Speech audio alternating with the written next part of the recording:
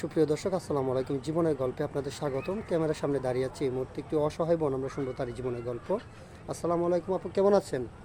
ওয়ালাইকুম সালাম। জি, ভালো আছি। আপনি ভালো আছেন? আলহামদুলিল্লাহ, আমি ভালো আছি। আপনার নাম কি আর আপনি কোথা থেকে এসেছেন? আমার নাম মায়া, আমি রংপুর থেকে এসেছি। আপনার নাম মায়া, রংপুর থেকে এসেছেন। আপনার বয়স কত আপু? 23। 23 বছর বয়স। আপনার বিয়ে শাদী হয়েছিল? জি না, আমার বিয়ে শাদী হয় না। আমার বাবা গরিব, যৌতুক দিতে পারে না, এই কারণে বিয়ে শাদী হয়। ও আচ্ছা আচ্ছা, আপনার বাবা গরিব, যৌতুক দিতে পারে না, তাই এখনো বিয়ে শাদী হচ্ছে না। জি। আপনি পড়াশোনা করেছেন? জি, পড়াশোনা করছি ক্লাস 8 পর্যন্ত। ইচ্ছা ছিল কিন্তু পারি নাই। টাকা পয়সার অভাবে আর পড়াশোনা করতে পারেননি? জি। আচ্ছা আচ্ছা, ঠিক আছে আপু, বুঝতে পেরেছি। তো এখন আমাদের ক্যামেরার সামনে আসছেন আপনি একটা বিয়ে শাদীর জন্য? জি, আমি আসছি কারণ আমার বাবা তো যৌতুক দিতে পারে না, আর আপনাদের মাধ্যমে বিয়ে হলে নাকি যৌতুক ছাড়া বিয়ে হয়। জি জি। এই জন্য একটা ভালো মনের মানুষ চাই। বয়স হোক, কালো হোক, এগুলো কোনো বিষয় না, কিন্তু ভালো মনের চাই।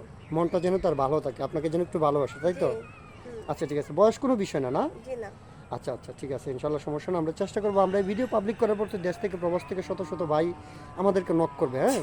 জি। এখন কথা হচ্ছে, অনেকেরই স্ত্রী মারা গেছে, স্ত্রী পরকে করে চলে যায়, আবার বাচ্চা কাচ্চা না, ওইরকম বয়সের ওইরকম কোনো ব্যক্তি যদি বিয়ে করতে চায়, বসবেন? জি, অবশ্যই বুঝবো, তাতে তো সমস্যা নেই আমার। আবার অনেকের এরকম রুচি থাকে যে তার অনেক টাকা পয়সা আছে, তার প্রথম বউ তাকে ওইরকমভাবে সময় দেয় না, অথবা ভালো লাগে না, সে আর একটা দ্বিতীয় বিয়ে করতে চায়। আপনাকে মানে সামর্থ্য আছে, সে অনেক টাকা পয়সা আছে, আপনাকে সুখে রাখতে পারবে, আপনি কি বিয়ে বসবেন?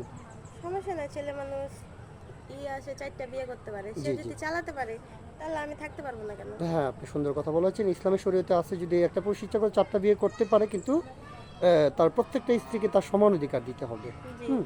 ইনশাল্লাহ সমস্যা নাই। তো আপনার সাথে যোগাযোগ কিভাবে করবেন? আমার তো কোনো ফোন নাই।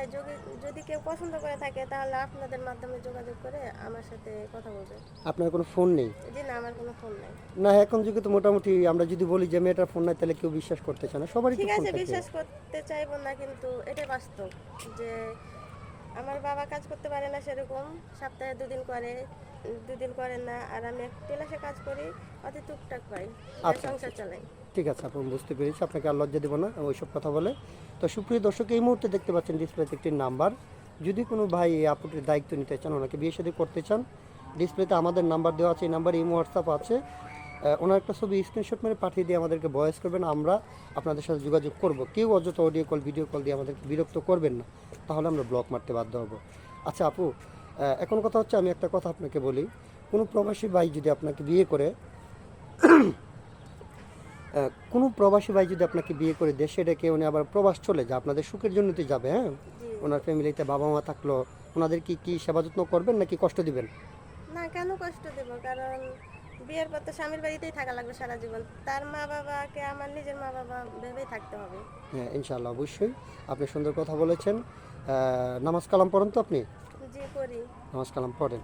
আচ্ছা ঠিক আছে আপু, আপনি ভালো থাকবেন, সুস্থ থাকবেন, আল্লাহ হাফেজ।